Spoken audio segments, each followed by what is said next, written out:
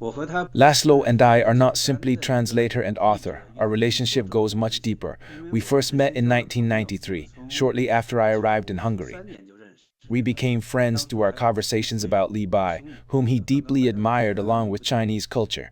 In 1998, I accompanied him on a visit to China.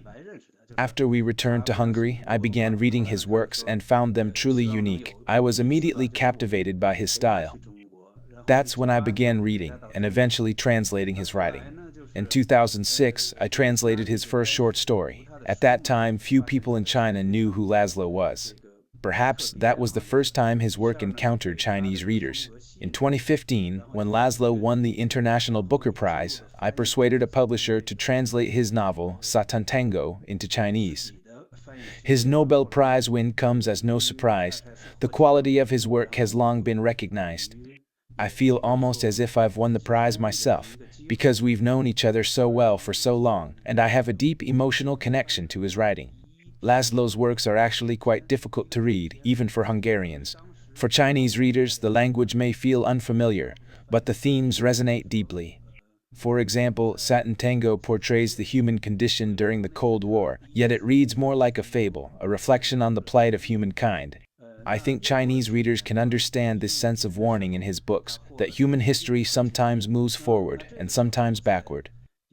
Another Nobel laureate I've translated for, Imre Kertész, expressed a similar reflection. He believes that within human civilization there is always an ongoing self-interrogation. That, I think, is what the two writers share in common, a profound warning about the destiny of humankind, a kind of thought that resonates with readers everywhere. I think his Nobel win has opened an even larger window. Since Kertész received the Nobel Prize in 2002, the world's readers have turned their eyes toward Hungary, this small nation with a great literary tradition. After that, I went on to translate many more works, including László's. Now, with the Belt and Road Initiative, there's even greater emphasis on cultural exchange among the countries along the route, especially since relations between China and Hungary are very close. I feel truly fortunate to have a platform in the Hungarian language, one that allows me to introduce outstanding writers to Chinese readers. From the interviews I've done these past few days, I can feel the enthusiasm.